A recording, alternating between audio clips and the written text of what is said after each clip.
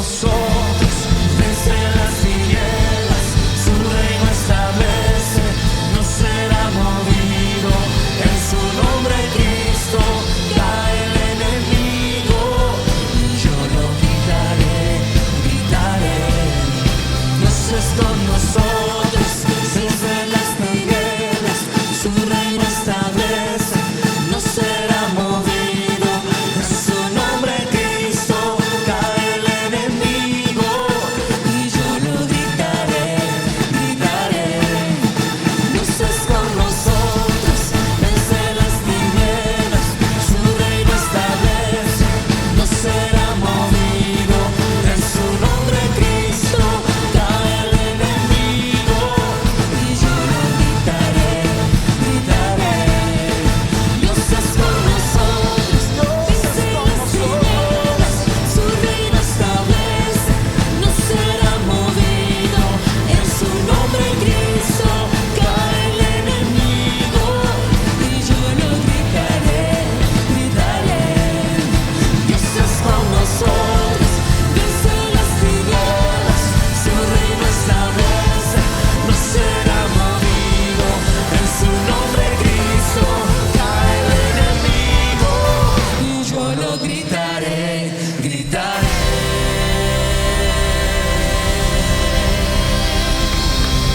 Amén.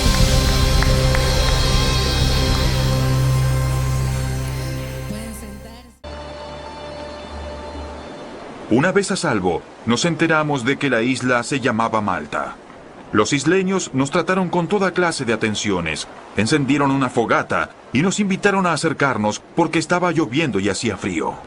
Sucedió que Pablo recogió un montón de leña y la estaba echando al fuego cuando una víbora que huía del calor se le prendió en la mano. Al ver la serpiente colgada de la mano de Pablo, los isleños se pusieron a comentar entre sí. Este hombre es un asesino. Aunque se salvó del mar, la justicia divina no va a consentir que siga vivo. Pero Pablo sacudió la mano y la serpiente cayó en el fuego y él no sufrió ningún daño.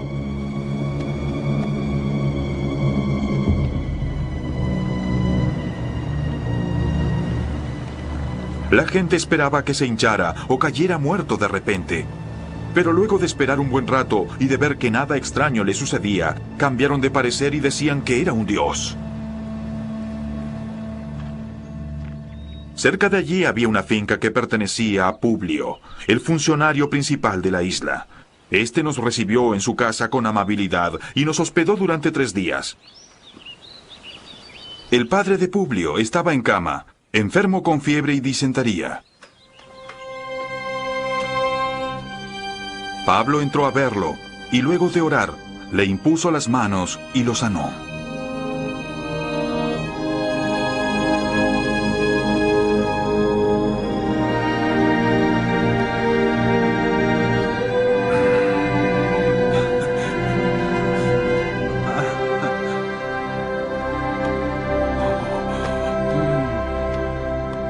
Como consecuencia de esto, los demás enfermos de la isla también acudían y eran sanados.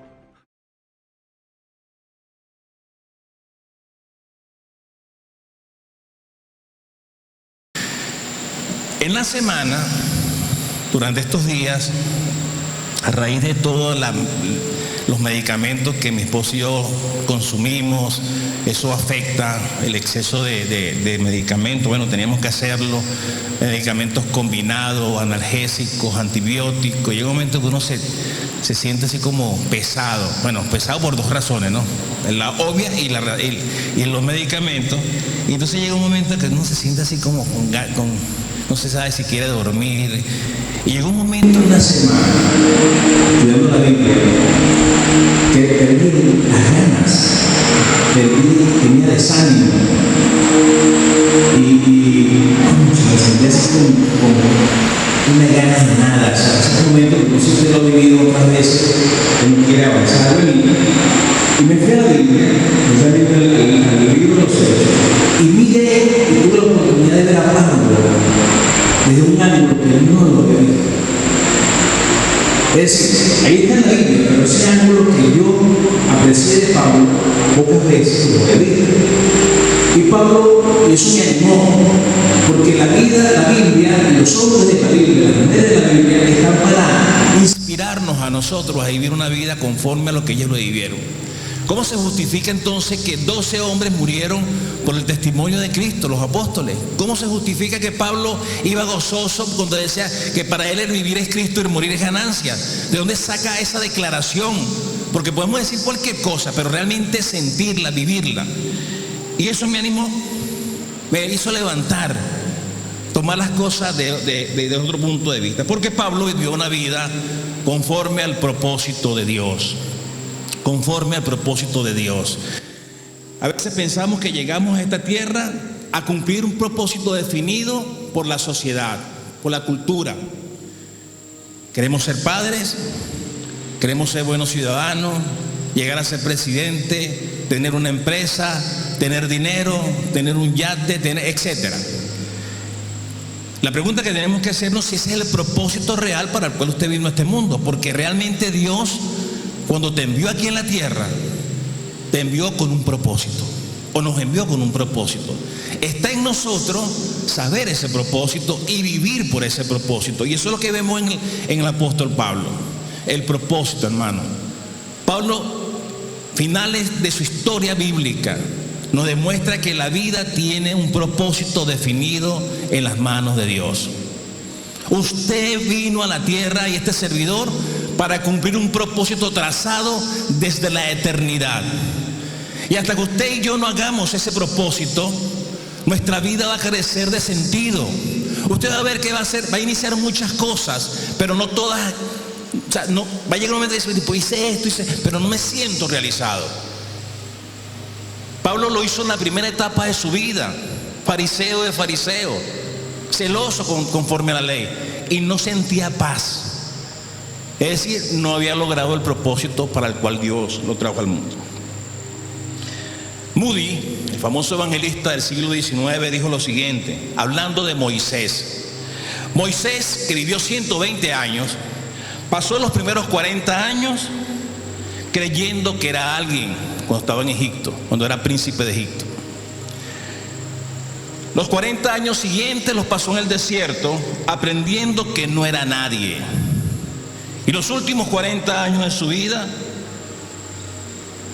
viendo lo que Dios puede hacer con alguien que sabe que no es nadie.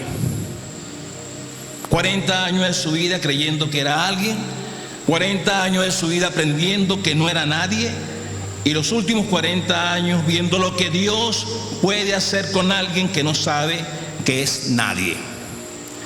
Los años más importantes de Moisés fueron los últimos 40 años. Libertador, gobernador, legislador, profeta de Dios, escritor de los primeros 5 libros de la Biblia, el Pentateuco. Pero los primeros 80 años Moisés no sabía quién era. Propósito, mi querido hermano. Usted tiene un propósito, y ese propósito tiene que encontrarlo. Digo mucho esta ilustración, no es mía, es del capellán del Congreso de Estados Unidos,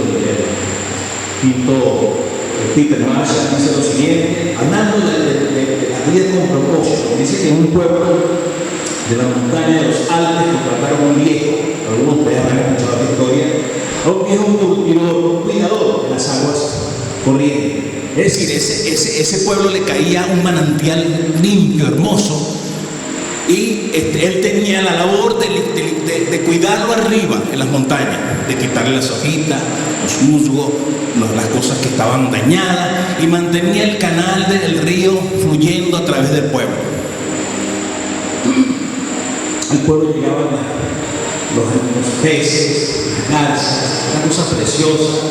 Había un remolino que se movía por la fuerza del agua, venían los turistas, etcétera.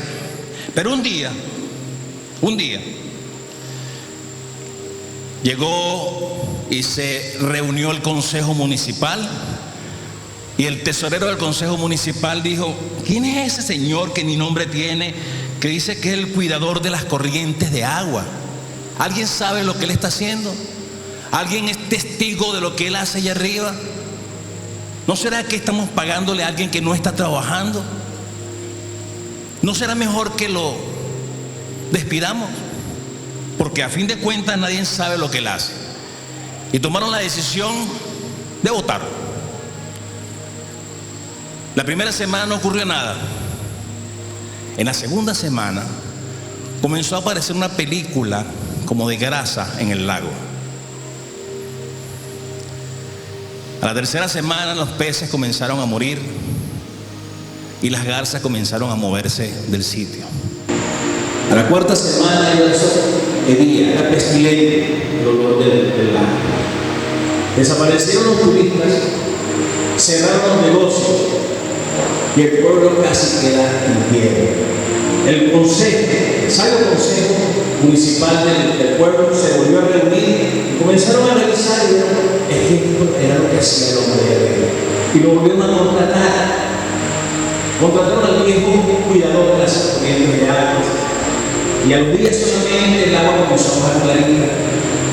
Comenzaron a moverse los peces. Llegaron los animalitos, las garzas. El molino comenzó a moverse. Llegaron los turistas, abrieron los negocios. Y todo porque un hombre hizo lo que tenía que hacer: cuidar las corrientes de agua. El Salmo 138, versículo 8 dice: tú cumplirás en mí todo lo que has pensado hacer. Tu amor por mí no cambia, pues tú mismo me hiciste, no me abandonas. Tú cumplirás en mí todo lo que has pensado hacer. Esa es la traducción del lenguaje actual. Y la nueva traducción viviente dice: el Señor llevará a cabo los planes que tiene para mi vida, pues tu fiel amor, oh Señor, permanece para siempre. No me abandones, porque tú me creaste. Y la versión Reina Valera define el título del mensaje de hoy: es el Señor cumplirá su propósito en mí. Bueno, mi querido hermano, de eso se trata, de que Dios va a cumplir el propósito que diseñó para tu vida. Y eso debe llenarte de emoción, eso debe llenarte de tranquilidad. Y como dijo el escritor Morgan, la esperanza no se basa en la determinación del escritor, del salmista, en lo que él pensaba. La esperanza se basa en la determinación de Dios. Dios cumplirá su propósito en mí. Amén. Dígalo alto: Dios cumplirá su propósito en mí. Y si mañana o ahora usted está desanimado, recuerde que Dios lo va a hacer. Va a cumplir el propósito en su vida. Y se va a tardar en la medida que usted vaya entendiendo eso. Pablo lo entendió en segundo. Una vez convertido, sabía su propósito. Y cuando pensamos que a Pablo le va a ir mejor, decíamos la semana pasada, comenzó a ver la tempestad, el naufragio, y luego ahora llega a una isla desconocida para él, la isla de Malta. Ya saben dónde sale la Malta, ¿verdad? De esa isla. Así que antes de despedirnos de Pablo, debemos hacerle la pregunta de rigor: ¿cómo se vive, Pablo, una vida conforme al propósito de Dios? Hágase la idea que llena Pablo enfrente. Cuando usted va a una conferencia, generalmente usted quiere hablar con el autor, ¿sí o no? Usted quiere conocer al autor así si le impacta por lo menos. Y quiere conocerle: ¿cómo fue que tú escribiste esto? ¿De dónde vino la musa, la inspiración? Quisiéramos tener a Pablo cerquita de nosotros para preguntarle esto. Pero Dios no da la respuesta, porque la respuesta está en la biografía de Pablo, desde el capítulo 12 al capítulo 28 del libro de los Hechos. ¿Cómo se vive una vida conforme al propósito de Dios? ¿Cómo saber que lo que hacemos trasciende a la eternidad? Lo que usted haga conforme al propósito de Dios debe trascender a la eternidad. No puede quedarse aquí. No puede quedarse en un banco. Eso no trasciende. Usted recuerda los últimos 3 deseos de Alejandro Magno. de Alejandro el Grande. ¿Recuerdan esos 3 últimos deseos? Alejandro el Grande, cuando ya estaba a punto de morir, el gran conquistador que murió a los 33 años, pero había conquistado todo, llamó a los seguidores de él y le hizo 3 solicitudes antes de morir. La primera, que su ataúd fuera portado hasta la tumba en procesión por los mejores médicos del momento. La segunda petición que le hizo Alejandro a la gente fue que sus riquezas, sus tesoros, acumulados durante 13 años de reinado, se esparcieran por el camino que conducía a su tumba. Y la última petición fue que sus manos debían de quedar colgando fuera del ataúd, vacías a la vista de todo el mundo. Y entonces uno de sus consejeros le pareció tan extraña solicitud que le hizo la pregunta: Señor, ¿a qué viene ese tipo de solicitud? Él dijo: el primer deseo, que los mejores médicos porten el ataúd, es para demostrar que nadie tiene poder humanamente sobre la muerte. La segunda petición obedecía al deseo de demostrar que todas las riquezas, tesoros y bienes materiales que se consiguen durante la vida se quedan en este mundo. Y la última petición, que sus manos colgaran vacías a la vista de todo, era para que pudieran observar que nacemos con las manos vacías y nos vamos igualmente de este mundo con las manos vacías. Fue Job que dijo: desnudo vine a este mundo y desnudo me iré. Usted no se lleva nada. Nada. Eso que usted guardó en el banco, ahí se va a quedar.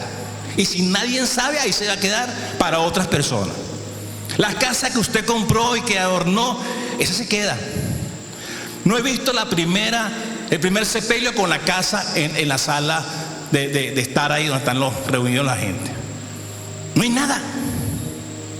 Solamente lo que usted hizo en nombre de Dios, que trasciende. Así que vamos a ver 3 principios en este corto pasaje del 1 al 9 del capítulo 28, ya ustedes lo leyeron.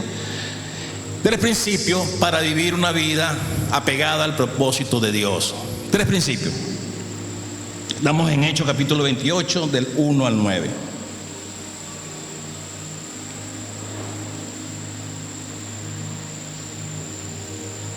Todos lo tienen, ¿verdad? Bien.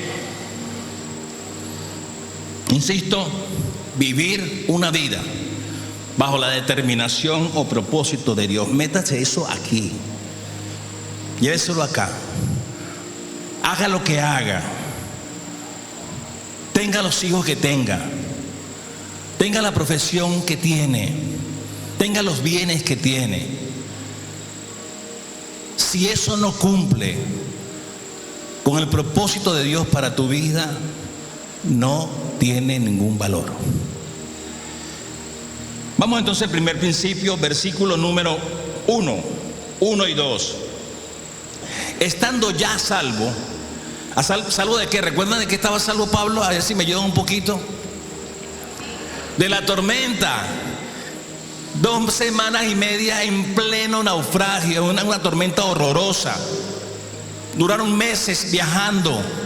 3.300 kilómetros de que salieron de Cesarea hasta casi llegar a Roma. Hermanos, en el mar, literalmente. En avión hoy en día son 1.200 kilómetros. En barco mucho más. Bueno, Pablo estaba llegando a Malta. Llegaron como pudieron, nadaron, se fueron a una tabla, pero, ¿verdad? Dice que estando ya salvos, supimos que la isla se llamaba Malta. Y los naturales nos trataron con no poca humanidad. Es decir, ¿cómo nos trataron? Si vamos bien, claro, no usamos ese término, ¿verdad? O sea, me trataste poco mal, Carlos. No. O sea, me trataste muy bien. Nosotros somos totalmente contrarios. Porque encendiendo un fuego nos recibieron a todos a causa de la lluvia que caía y del frío. Hermanos, estaban agotados, exhaustos totalmente. Todos estaban cansados. Todos estaban realmente en una situación difícil. ¿Qué fue lo que pasó? que los nativos, que sin conocer quién eran ellos, les prepararon por lo menos una fogata. Le dieron algo de tomar o de comer. Ellos desconocían quién eran estos señores. Pablo nunca había entrado a esa isla. Los marinos sí conocían esa isla. Y estos hombres le dieron un recibimiento cálido. Hermano, qué sabroso, qué bueno es cuando nosotros llegamos al trabajo, pasamos una prueba difícil y alguien nos recibe como debe ser. Ni siquiera tiene que ser con un plato suculento. Yo recuerdo mucho un arroz con caraota que nos dieron cuando llegamos a un río que estábamos por allá en Caracas, una oportunidad. No se nos olvida, a mi esposa y a mí, ese poquito de caraota con arroz y una limonada hecha con los frutos de ahí mismo. Pueden pasar años y nos acordamos de ese trato que nos dieron. Bueno, estos hombres fueron igual con estas 276 personas, los trataron cálidamente. No solamente le dieron albergue, los reunieron allí un rato, sino que le dieron un recibimiento caluroso. Ahora fíjense bien, estos hombres nativos, que no dicen cómo se llaman, eran descendientes de los fenicios.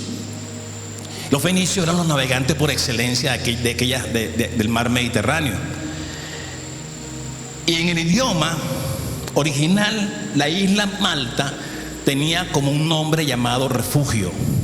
Y por eso es que Dios, tomando ese nombre, le dio un refugio a alguien que tenía que vivir su vida con un propósito, tal cual como dice el punto número 1: confíe que el Señor dará refugio oportuno a una vida con propósito. Si algo necesitaban estos hombres era un refugio. No necesitaban otra cosa, sino que lo recibieran como tenían que recibirlo. Y el Señor, hermano, estoy convencido de eso, de que cuando usted pasa por tormentas, pasa por naufragios, pasa por enfermedades, el Señor pasa por angustia, pasa por desánimos, usted quiere tirar la toalla, usted se quiere ir, usted quiere abandonar el país, quiere estar en otra parte, el Señor siempre tiene un refugio para nosotros. Porque usted está viviendo conforme al propósito de Él. Un hombre llamado Elías, ustedes lo conocen, después de luchar contra 450 profetas en el monte Carmelo, desapareció y comenzó a caminar. ¿Hacia dónde? Hacia Oreb, el monte de Dios. Y comenzó a caminar y la reina Jezabel lo amenazó y ese hombre se frustró, ese hombre andaba desanimado, caminaba y caminaba y huyó, se agotó, se quejó. Y finalmente dice la Biblia que Elías se rindió ante Dios, que Dios fue su refugio. Y si recuerda la historia, él se escondió en una cueva, ¿sí se recuerda, no? Y Dios lo llamó de la cueva y le mostró sus bondades, hasta un silbo suave y apacible. Pero no solamente eso, no reconfortó solamente su alma, sino su estómago, su cuerpo. Estaba agotado, estaba deshidratado. Le dio de tomar, le dio de comer y le dijo: duerme, porque no hay nada mejor para el estrés, para la depresión, que descansar. ¿Saben cuál es el remedio de la gripe? Aparte de todo lo que usted se toma, el descanso. Hay quienes anhelan tener gripe para descansar, pero eso es lo que dicen los médicos: descansen, duerman. Qué sabroso. Bueno, Elías durmió, lo levantaron, volvió a dormir, y después que estaba reconfortado, Dios le dijo: ahora llégate a Oreb, tienes que llegar. Y cuando llegues a tal parte, ahora vas a investir a Eliseo, vas a ir a tal parte del rey, etcétera, etcétera. Vas a culminar tu trabajo y después de esto te vienes conmigo. Hermano, mi querido hermano, Dios no solamente te da un espacio para esconderte en su presencia, para guardarte en su presencia. Dios te va a reconfortar, porque usted está viviendo conforme al propósito de Dios. El apóstol Pablo en Filipenses capítulo 1:6 dice: estoy convencido de que Dios empezó una buena obra en ustedes y la continuará hasta completarla el día que Jesucristo regrese. El que comenzó la buena obra en ti la va a perfeccionar hasta el día de Jesucristo. ¿Usted cree eso? Él comenzó en usted la buena obra. Él trazó un propósito para tu vida. Usted tiene que descubrirlo. Usted dirá, pero ¿hasta cuándo? Hasta que llegue Jesucristo. O sea, todo este tiempo es para perfeccionar la obra del Espíritu Santo en nuestras vidas. Una vida con propósito se vive de esa manera. El refugio nuestro es Dios. Cuando estemos desalentados, viviendo esa vida con propósito, como el apóstol Pablo, cuando uno ve la historia de Pablo, dice, ya, Señor, ¿hasta cuándo? Un naufragio. Ahora, ya vamos a ver lo que le pasó. Pobre hombre. Pero él sabía que tenía que testificar. ¿Dónde? En Roma. Y hasta que no llegara a Roma, no se cumplía un propósito definido en su vida. Número 2, mi querido hermano. Una vida con propósito. Dios dará su protección para una vida con propósito. Dios dará su protección a una vida con propósito. Fíjense bien. Versículos del 3 al 6. Entonces, habiendo recogido Pablo algunas ramas secas, las echó al fuego, y una víbora, huyendo del calor, se le prendió en la mano. Cuando los naturales vieron la víbora colgando de su mano, se decían unos a otros, ciertamente este hombre es homicida, a quien, escapando del mar, la justicia no deja vivir. Pero él, sacudiendo la víbora en el fuego, ningún daño padeció. Ellos estaban esperando que él se hinchase o que cayese muerto de repente. Mas habiendo esperado mucho tiempo y viendo que ningún mal le venía, cambiaron de parecer y dijeron que era un Dios. Que era un Dios. Vaya conmigo. Cesarea, los vientos en contra, el naufragio, sin comer 2 semanas. ¿Usted cree que una víbora iba a detener el plan de Dios? ¿Ah? ¡Wow! Es tremendo. Y dice que todos se le quedaron viendo y vieron, este hombre se le está escapando un naufragio al mar, y una víbora de 276 personas, a él lo muerde una víbora, y a este hombre le está huyendo. Este hombre es malo, pero como vio que no le pasó nada, este hombre es un Dios. La ambivalencia del hombre, ¿verdad? La dicotomía de la vida. Pero ahí estaba Pablo diciéndole a ellos, Dios diciéndole al grupo que estaba allá, ahí delante de ellos, de que los planes de Dios siempre se van a cumplir. No era una víbora, no era un tiempo como el que vivió Pablo, sino que iba a detener el cumplimiento de la promesa de Dios. Pablo tenía que llegar a Roma, y a Roma iba a llegar. Qué tremendo, hermano.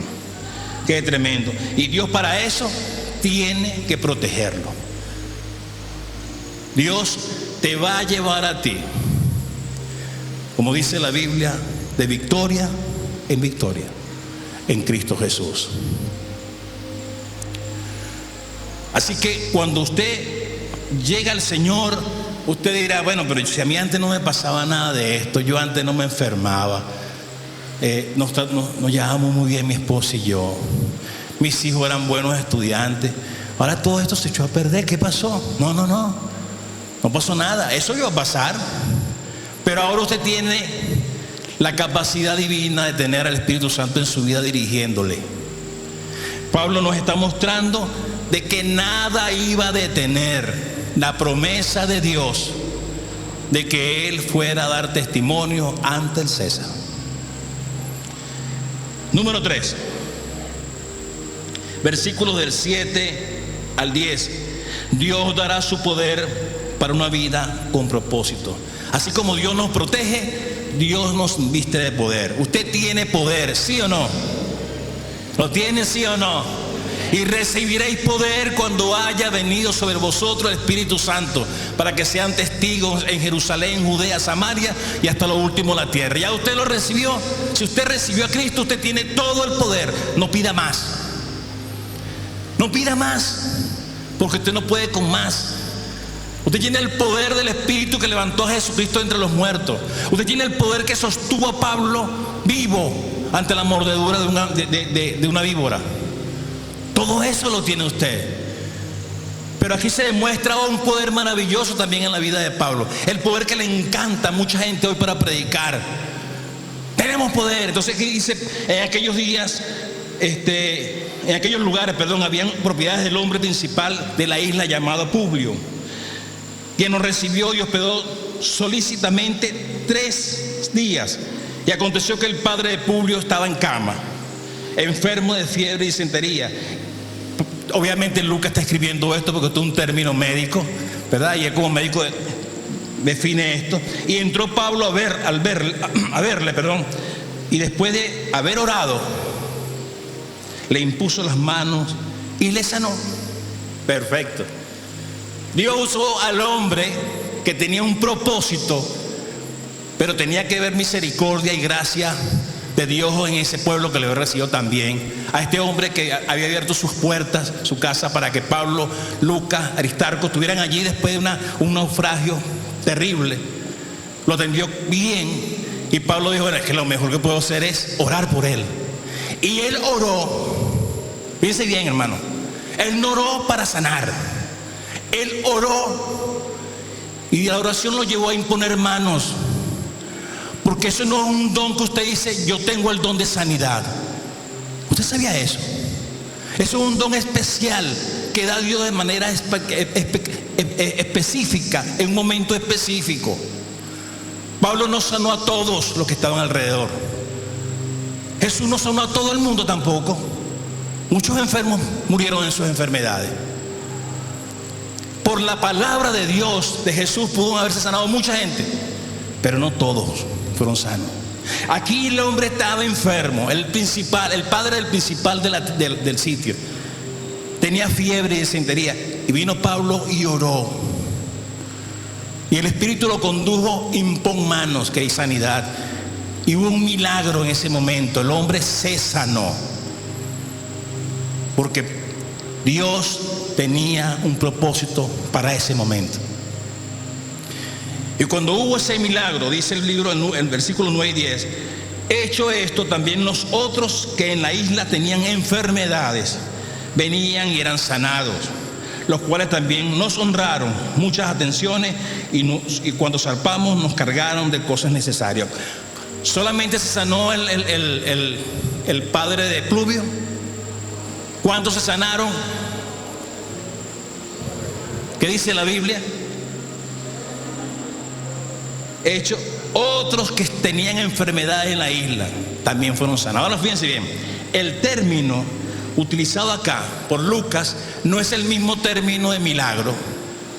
Aquí el término sanado a muchos era un término llevado a recibieron una atención médica.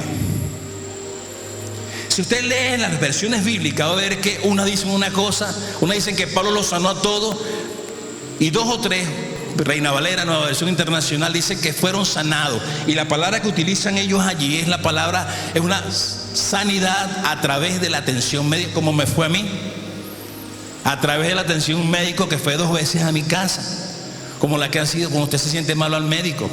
Y Dios hace un milagro igual, lo sana, ¿sí o no? Pero a través de una atención.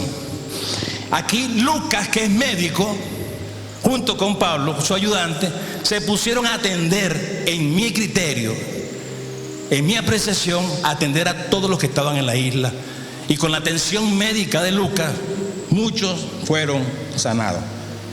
Yo no digo que piense como yo, pero es lo que dice el estudio. Porque pudiéramos pensar que Pablo hizo las famosas noches de milagro. Hizo una jornada milagrosa. Todos los que estén enfermos levanten la mano. Y todos se levantaron y todos fueron sanados.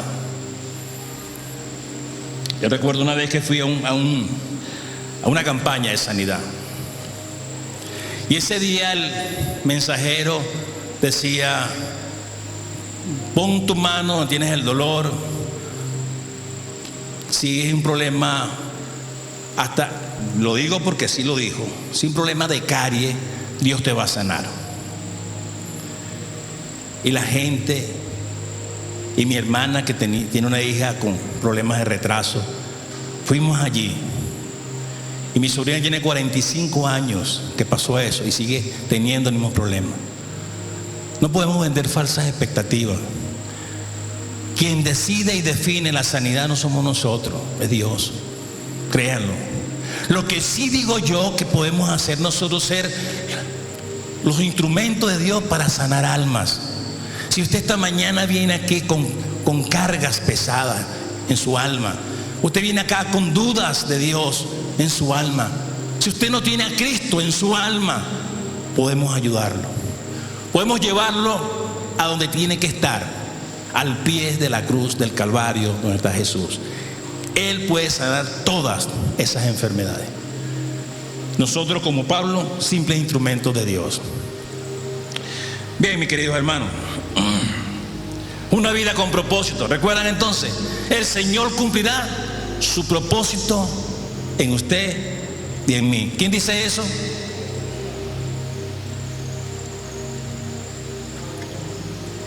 Lo dice David, Salmo 138. Dios cumplirá sus propósitos en mí. Si usted está en las manos de Dios, Dios lo va a hacer. Dios lo va a hacer. Pablo llegó a Roma, tal cual Dios se lo señaló. Se lo dijo en Cesarea, se lo dijo en el barco. Si recuerdan el barco, ¿no? Nada te va a pasar, tú debes llegar a Roma. Una víbora lo mordió. No te preocupes, sacudió la víbora y se fue. No vaya a buscar culebras por ahí porque usted tiene el poder de Dios, ¿ok? Vivió conforme al propósito de Dios. Y mi hermano del alma, mi deseo es que vivamos bajo el propósito de Dios. Todo ocurre bajo el propósito de Dios en nuestras vidas. Lo que va a pasar en su vida, de acuerdo a lo que Dios ha diseñado, lo va a vivir usted bajo el propósito de Dios. Número uno, si no tiene a Cristo, no conoce ese propósito. Y número dos, si tiene a Cristo y no lo conoces, es hora de buscarlo. Hay un escritor llamado Gray Groeschel, que es el autor de este libro llamado Visión, Chazón. Y él habla sobre una persona como él que descubrió el propósito de Dios. Quiero leerle brevemente unas líneas de su libro. Dice este hermano: Dios nos llama a vivir con propósito, teniendo el fin a la vista. Y lo que es más, Él nos invita a buscarlo de modo que sepamos cuál es su plan perfecto para nuestras vidas. Nos invita. Entonces, con ese plan en mente, podemos alcanzar su sueño, el sueño de Dios, y nuestros sueños, nuestros mayores anhelos. Cualquier cosa menor que esa es un error, una mentira, un plagio. Apuesto a que tiene una vida ajetreada. ¿Alguien no tiene una vida ajetreada acá? La mía también lo es, dice él. Para mí, criar 6 hijos pequeños es lo bastante desafiante. Añadamos a eso la tarea de dirigir una iglesia grande con múltiples campus. Y a menudo no sé si voy o vengo. Mis amigos me preguntan: Gray, ¿cómo lo haces todo? ¿No tienes miedo de quemarte? Lo que en verdad quieren decir ellos es: ¿estás seguro que no vas rumbo a la consulta de un psiquiatra? Y puedo decir con sinceridad que mi trabajo y mi familia nunca son carga. A veces me canso, pero no estoy siquiera cerca de quemarme. ¿Por qué? Porque Dios me creó para hacer esto. Él es pastor. Y no tengo duda alguna. Me diseñaron para esto. Esta es la visión que Dios puso en mí. Y cuando Dios te da su visión, Él también te da la capacidad de llevarla a cabo. Cuando vives la visión de Dios para tu vida, te levantas de la cama con entusiasmo. Cuando alguien te pregunta si te gusta lo que estás haciendo, tú gritas: esto me encanta. Debe ser una emoción ser evangélico, ¿sí o no? Debe ser una emoción tener a Dios en nuestras vidas. ¿Lo es? Es una emoción venir el domingo en la mañana y encontrarse con sus hermanos. Es una emoción compartir el crecimiento de las familias, de la iglesia. No solamente el cumpleaños de cada vida, sino los logros de la vida. Me parece tan tan estupendo, tan especial ver cuando se reúnen las comunidades misionales y pasan por las redes, pasan sus fotos. Yo las veo a las personas alegres. ¿Y sabe qué va a frenar el enemigo? Eso lo va a frenar. Y va a buscar que eso no pase, que no se abran comunidades misionales, que usted le sacan todos los problemas a vivir por haber en su casa para hacer algo como eso. Que el comienzo es muy difícil, pero cuando se logra el comienzo, el entusiasmo nos desborda. Cuando usted hace lo que Dios quiere que haga, se quitan de nuestra mente y nuestro corazón las excusas, las dilaciones, el no sé qué hacer. Y cada año de tu vida cuenta, cada minuto de tu vida cuenta. No llegas a los 65 años diciendo, ¿qué he logrado? ¿Qué he hecho? Porque cada día cuenta para usted y para Dios. Usted lee la Biblia con entusiasmo, ora con entusiasmo, porque yo sé, mi querido amigo y hermano, que eso se pierde. Esa es la lucha suya y la lucha mía. Ahora tenemos que ponerle un parado a eso. Tenemos que frenarlo. Tenemos que atinar al blanco. Tenemos que realmente dejar de errar en lo que estamos haciendo. Yo le animo a que viva como vive Pablo, como Pablo vivió. Nadie que lo muerde una serpiente va a seguir con las ganas de hacer lo que Dios quiere. No. Pablo se sacudió la serpiente, la echó en el fuego y siguió hacia Roma. Y en Roma, en una de las cárceles más feas que hay en Roma, y mi nuera me puede decir si es verdad o mentira, ella estuvo en Roma. Nosotros le pagamos el pasaje cada vez que ella cumpleaños, ella va a Roma. Usted va a Roma y la gente quiere ver el Coliseo. Se dice que el sitio más visitado es el Vaticano, la Capilla Sistina, la iglesia de San Pedro. Pero que dice que a pocos kilómetros de allí hay un lugar, una cárcel antigua, que no recuerdo ahorita, donde estuvo Pablo. Si allá hay miles de personas, aquí solamente llegan 5. El sitio es feo, el sitio es oscuro, el sitio es hediondo, pestilente. Lo dicen los que han estado recientemente, que hay que inclinarse, que hay que caminar erguido, hay que bajarse para llegar a una celda donde se supone que estuvo Pablo, que es el sitio menos visitado de Roma. Y allí Pablo escribió las últimas palabras de su vida a un hombre llamado Timoteo. Pablo le dijo a Timoteo: porque el tiempo de mi partida está cerca.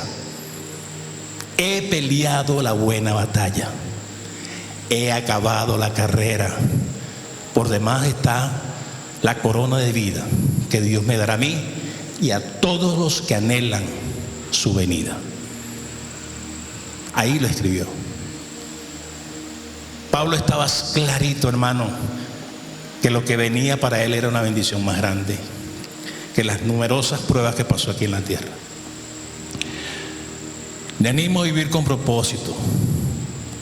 Si usted no sabe cuál es su propósito, usted no va a tener el gozo pleno en su vida. Va a inventar muchas cosas. Va a leer la Biblia del Génesis a Apocalipsis. Después va a leer el Apocalipsis al Génesis. Después le da el Nuevo Testamento de Mateo y va a inventar muchas cosas. Va a orar 15 minutos, media hora. Cuando el propósito de Dios está plenamente en tu vida, todo esto es parte de una dinámica de crecimiento. Y yo le animo de verdad, mi querido hermano, entusiásmese. Vamos a entusiasmarnos con el Señor. Vamos a vivir con el propósito del Señor.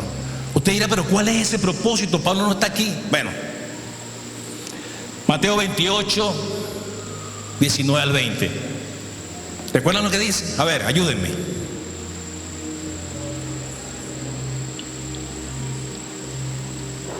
Mateo 28, del 19 al 20, ¿qué dice?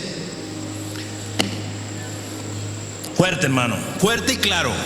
Por tanto, fuerte, por tanto, y haced a todas, pero estamos hablando poquito nada más. Eso es, ¿a quién grito por allá? Por tanto, fuerte, por tanto, id y haced discípulos. ¿A dónde? A todas las naciones, bautizándoles en el nombre del Padre, del Hijo y del Espíritu Santo, enseñándoles que guarden todas las cosas que yo les he mandado. Discipulado, he aquí, yo estoy con vosotros una vez a la semana, todos los días, hasta el fin del mundo. Si usted no sabe cómo se come eso, Cristo le dijo a los discípulos, Hechos capítulo 1, versículo 8, recibiréis poder cuando haya venido sobre vosotros el Espíritu Santo, y me seréis testigos. ¿Dónde?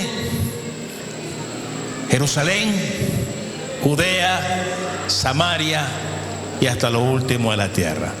Ese es el propósito por el cual usted tiene que vivir: llevar las buenas nuevas de Dios a todas partes. Pablo no iba a Roma a tener un curso de italiano, de latín, no. Iba a predicarle el Evangelio de Cristo a todos, especialmente al rey, a Nerón. Mi querido hermano, defina ante Dios cuál es su propósito. Dígale: Señor, dime, entusiasmame, dale entusiasmo a mi vida como se la diste a Pablo. Dale color a esta vida mía, Señor. No es lo mucho que tenemos que hacer, es hacer lo que Dios quiere que hagamos. Póngase de pie, por favor. Padre, en el nombre de Jesús, te doy infinitas gracias por esta mañana. Gracias por Pablo, Señor. Qué cristiano ejemplar, qué cristiano inspirador, qué siervo tuyo, Señor. Qué quilates de fe tenía este hombre. Bendito sea, Señor, por la vida de Pablo, por la vida de tus apóstoles. Ayúdanos a vivir de manera distinta, Señor. Ayúdanos, Señor, a vivir conforme al propósito. Ayúdanos a hacer lo que ellos hicieron. Para eso está este libro de los Hechos. Para eso está esta radiografía de la iglesia. Para entender que lo que ellos hicieron es posible también en nosotros. Bendice, Señor, cada vida en la mañana de hoy. Bendice las comunidades misionales que están trabajando, estos hogares que abrieron sus casas, sus puertas, y que vemos allí personas que aún no han llegado acá, pero que están allí escuchando la palabra de Dios a través del Evangelio de Lucas. Bendito sea, Señor, por las que vienen, por las puertas que se van a abrir. Señor, ayúdanos a identificarlo. Abre tú, Señor, las puertas que nosotros humanamente no lo podemos hacer. Y gracias te damos, Señor, en esta mañana. Bendice al hermano Oscar, que está enfermo, recupera su salud, Señor, y a todo hermano que esté con alguna dolencia y enfermedad, Señor, están en tus manos para que los bendigas y los sanes en el nombre de Jesús. Amén y amén. Que el Señor me los bendiga, hermano.